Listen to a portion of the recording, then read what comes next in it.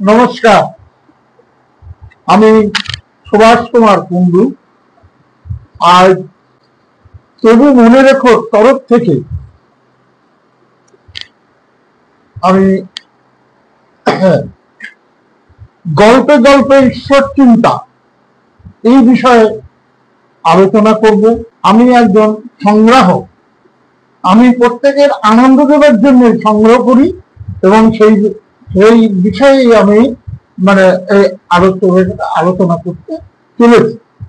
এবং সেই বিষয়টি হলো গল্পে গল্পে ঈশ্বর চিন্তা।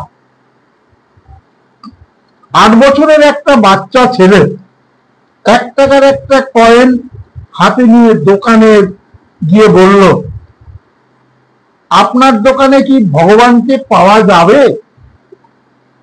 দোকানদার একথা শুনে কয়েনটি ছুঁড়ে ফেলে দিয়ে তাড়িয়ে দিল ছেলেটি। ছেলেটি পাশের দোকানে গিয়ে 1 টাকা দেখিয়ে চুপচাপ দাঁড়িয়ে রইল।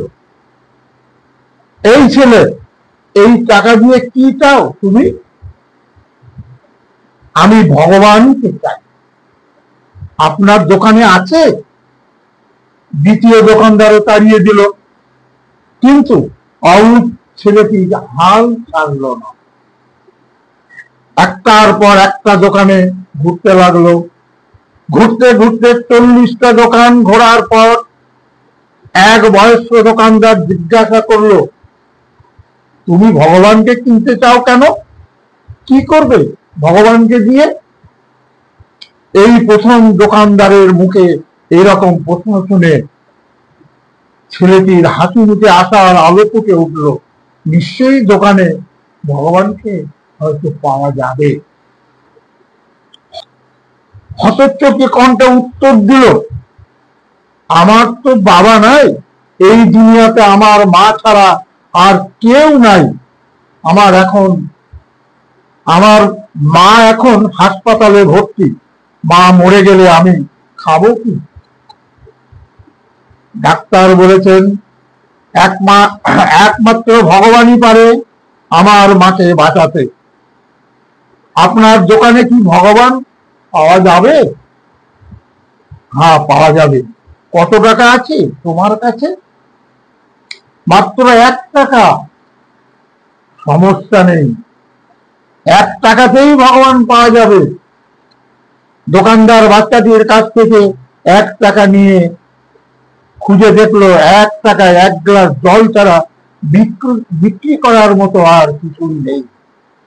তাই ছেলেটিকে ফিল্টার থেকে 1 গ্লাস জল ধরিয়ে দিয়ে বলল, এই জলটা খাওয়ালেই তোমার মা সুস্থ হয়ে যাবে। পরের দিন একদল মেডিকেল স্পেশালিস্ট ঢুকলো সেই হাসপাতালে। ছেলেটি মায়ের অপারেশন হলো, খুব দ্রুতই সুস্থ হয়ে উঠলেন। ডিসচার্জের কাগজে হাসপাতালের বিল দেখে মহিলা অজ্ঞান হওয়ার অবস্থা। ডাক্তার ওনাকে আশ্বস্ত করে বলল, টেনশনের কোনো কারণ নেই। একজন বয়স্ক ভদ্রলোক আপনার সব বিল পরিশোধ করে গেছেন। সাথে একটা চিঠি দিয়েছেন। মহিলাটি চিঠি খুলে পড়ে দেখলো, তাতে লেখা, আমাকে ধন্যবাদ আর কোনো প্রয়োজন নেই। আপনার তো বাঁচিয়েছেন স্বয়ং ভগবান, আমি তো শুধু পুছিলাম মাত্র। বরং ধন্যবাদ দিলে দিন আপনার অবুঝ বাচ্চাটাকে। সে 1 টাকা হাতে নিয়ে অবুঝের মতো ভগবানকে খুঁজে বেরিয়েছে। তার বুক ভরা বিশ্বাস ছিল, একমাত্র ভগবানই পারে আপনাকে বাঁচাতে। এর নামই বিশ্বাস, এর নামই ভক্তি। ভগবানকে খুঁজে পেতে কোটি টাকা দান দক্ষিণা করতে হয় না। বিশ্বাস নিয়ে মন থেকে খুঁজলে 1 টাকাতেও পাওয়া যায় ভগবান। আজকের বিষয়টি এখানেই শেষ করছি। আপনারা ভালো থাকবেন। নমস্কার।